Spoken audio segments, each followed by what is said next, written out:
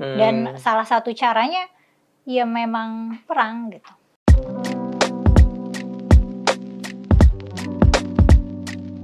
Kali ini saya ingin bertanya pada Anda atau minta pendapat Anda, minta penjelasan Anda tentang Nabi Muhammad atau Islam itself sebagai pemuka agama atau sebuah agama yang kesannya mempromosikan perang. Ya, jadi gini, seringkali dalam perdebatan orang mengatakan bahwa bagaimana mungkin Anda mengatakan Islam itu adalah sebuah agama yang damai? Karena pada faktanya, ya, Nabi Muhammad sendiri adalah panglima perang, berperang berulang kali, bahkan ada sebuah catatan yang mengatakan dia memimpin pasukan Islam itu sampai mungkin 27-28 kali, ya, walaupun perang yang besar itu 7 atau 8 kali.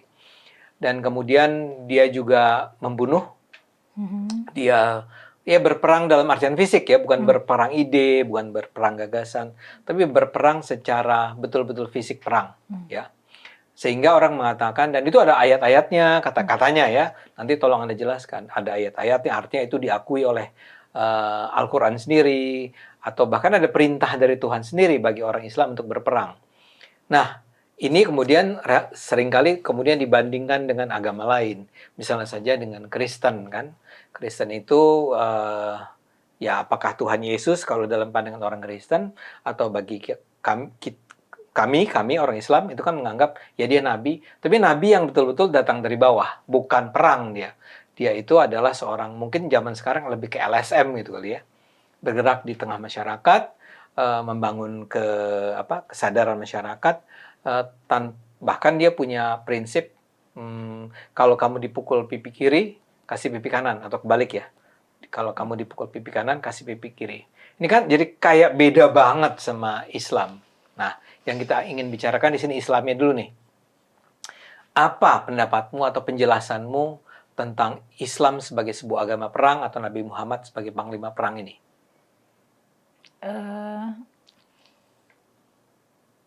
Ini pertanyaannya berat banget ya. Cuman mungkin kita harus, yang paling penting dari semuanya tuh kita lihat konteks budaya, konteks sosial, konteks zaman lagi pas awal-awal Islam muncul. Ketika aku bilang awal Islam muncul itu berarti ketika Nabi menyebarkannya, ya. Gitu. Ya. Itu ketika Nabi Muhammad yang menyebarkannya, kan soalnya nanti ada yang argumen Islam itu udah dari Nabi Adam gitu, nanti ada yang komentar gitu. Kita nggak masuk yang itu. Ya, ketika aku bilang awal Islam itu berarti ketika awal Nabi menyebarkan Islam. Ya. Nah, konteks zamannya beda. Ketika lagi zaman Nabi, yang namanya perang suku itu biasa. Perang suku, ya? Perang suku itu biasa. Okay. Karena kehidupan mereka tuh memang sangat tribal. Jadi apa itu tribal? Suku, sangat kesuku-sukuan. Kan belum ada negara, belum ada pemimpin negara. Ini abad ke-7 ya kira-kira. Betul, ya? Jadi masyarakat tuh masih hidup berkelompok dalam satu suku. Nah, Islam dalam penyebarannya memang ada yang melalui diplomasi gitu ya. Jadi, akhirnya ada suku yang ngikut, tapi ada juga yang pakai kekerasan, emang iya gitu. Kayak perang, kalah, terus ya udah di bawah bendera keislaman gitu, di bawah payung keislaman itu ada gitu. Tapi kan Islam sendiri ada secara etimologi artinya bisa damai, artinya bisa berserah diri. Jadi memang brandingnya tuh agama damai. Oke. Jadi tapi bagaimana mungkin ya kita mengatakan dia adalah sebuah agama damai, sementara tadi Mela sendiri menyebut nih, ya, dia menundukkan lawan-lawannya dengan menggunakan kekerasan. Itu kan jadi kontradiktif dong. Kalau misalnya kita melihatnya dengan kacamata modern sekarang gitu ya, di mana perang itu bukan norma, kita akan ngelihat ini nggak benar nih. Nah, tapi saat itu mah tidak jadi kontroversi. Maksudnya Nabi melakukan banyak perang itu tidak dimasalahkan oleh masyarakat pada saat itu. Karena menurut kacamata moral orang saat itu, ya itu normatif gitu. Banyak-banyak perang itu ya nggak apa-apa, biasa. Dan kalaupun misalnya bukan Islam perang untuk supaya powerful dan dominan, bangsa-bangsa lain, maksudnya suku-suku lain juga berperang gitu. Ya, tapi kan kemudian kan Islam itu diturunkan bukan hanya untuk masyarakat Arab pada abad ke-7, ya. Ajaran-ajaran Islam itu kan sampai sekarang disebarkan pada abad 21. Sementara kita tidak lagi menjadi orang-orang yang percaya bahwa itu adalah sebuah hal yang normal. Perang itu nggak normal. Iya, itu makanya jadinya penyebaran Islam yang versi modern sekarang itu sudah dimodernisasi. Kalau penyebaran Islam zaman Nabi masih ada kebutuhan agresi karena Islam itu kan budaya baru ya, budaya baru. Maksudnya melawan apa? Jadi normanya adalah masyarakat itu politeis, punya banyak Tuhan, Aslinya nih ya. punya berhala, ya native-nya tuh begitu, dan normanya begitu.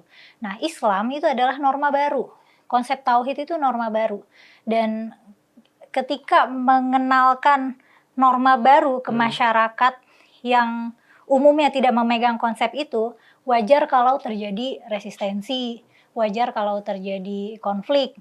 Nah, karena punya kebutuhan untuk mempertahankan identitas Islam, dan punya kebutuhan untuk meluaskan, ya jadinya konflik itu semacam tidak terhindar ya di situ. Gitu. Oke, taruhlah konflik tidak terhindar. Tapi kita gunakan contoh Yesus, Nabi Isa, ya. Nabi Isa itu memilih untuk ya nggak usah perang lah, kita sebarkan dengan nilai kasih, ya. Orang diharapkan untuk secara perlahan itu akan menerima ajaran-ajaran dari Tuhan dengan cara yang damai, yang halus, yang smooth.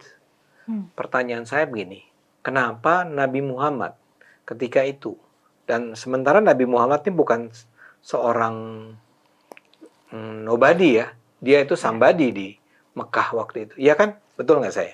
Ya. Kenapa dia tidak menyebarkan itu dengan gagasan aja, dengan ngajak bicara, ngajak dialog, gitu ya? Aku tidak tahu secara detail ya gimana konteks sosial di tempat Yesus tumbuh ya di Yerusalem. Maksudnya saat itu tuh apakah mereka dikit-dikit perang. Itu yang ketika Bang Ade bilang Nabi itu perang sampai 27 atau 28 kali. Itu juga dalam waktu yang sangat singkat, mungkin dalam span waktu 20 tahun gitu. Hanya dalam 20 tahun? Iya, jadi tiap tahun perang, ada yang setahun 2 kali gitu. Memang seproduktif itu perangnya karena ya normatif. Nah, aku nggak tahu, bisa jadi Yesus itu bisa bertahan sebagai pasifis karena normanya memang masyarakatnya tidak seagresif di Arab mungkin ya. Ini aku tidak tahu secara detail konteksnya. Oke.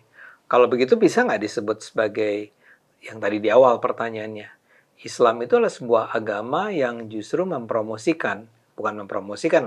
mendukung, menyarankan agar umat Islam menggunakan perang? Aku nggak bisa bilang enggak, karena memang aku nggak bisa bilang enggak. Artinya kamu setuju itu? Dalam konteks, karena perintahnya memang ada dan ancamannya memang ada. Maksudnya ini Nabi Muhammad kan punya kepentingan untuk menyebarkan Islam. Ancaman Nabi Muhammad dieksekusi itu ada. Ancaman bahwa Nabi Muhammad, dia itu diancam. Betul. Ancaman Nabi kan punya misi untuk menyebarluaskan Islam gitu. Dan ancaman itu ada, resistensi masyarakat itu ada. Jadinya mungkin dari ancaman itu Nabi Muhammad jadi punya urgensi untuk memperbesar kekuatan, memperbesar kekayaan, memperbesar wilayah, memperbesar pengaruh karena membawa misi itu gitu. Dan salah satu caranya ya memang perang gitu. Dan saat itu Tuhan, maksudnya saat itu wahyu melegitimasi perang.